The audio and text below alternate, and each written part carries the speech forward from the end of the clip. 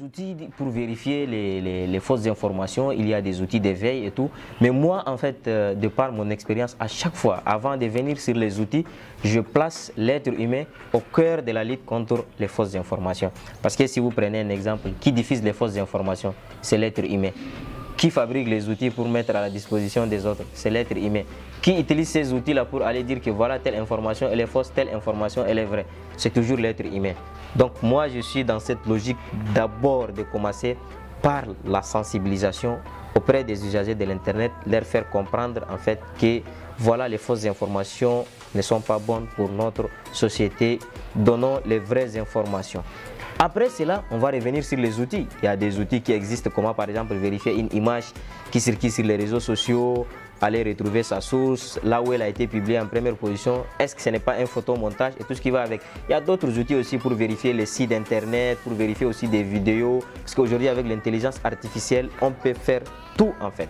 Donc voilà, en fait, les outils sont là, mais il ne faut pas qu'on mette directement notre esprit sur les outils. Les outils peuvent venir en deuxième position, mais essayons quand même d'abord de sensibiliser sur les conséquences de ces fausses informations et après on revient sur les outils.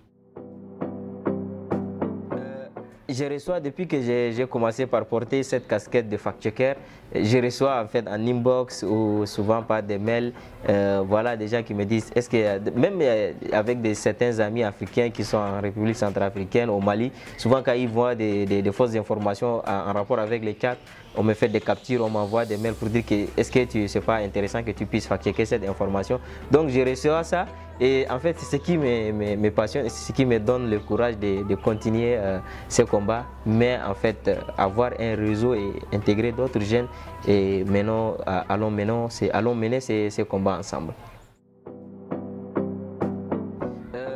Pas vraiment, à part Code for Africa et voilà, et l'Alliance africaine de fact-checking.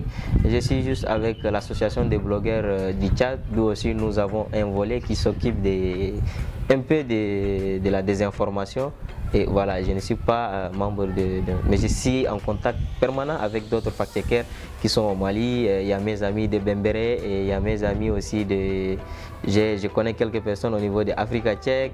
Il y a aussi voilà, Congo Tchèque que je connais quelques-uns. Voilà, en quelque sorte on essaye d'évoluer ensemble. C'est une question assez pertinente. 3 prochaines années, c'est quand même énorme. L'intelligence artificielle, aujourd'hui avec les chats GPT, on ne peut même pas parler de l'année, on parle de semaines, de mois et tout.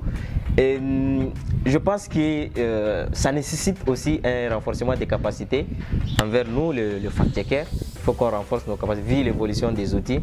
Et voilà, c'est vrai que l'être humain va continuer à utiliser ces outils-là pour donner des fausses informations, mais nous aussi, nous allons toujours continuer à apprendre et traquer en fait ces fausses informations là où elles se trouvent. Merci.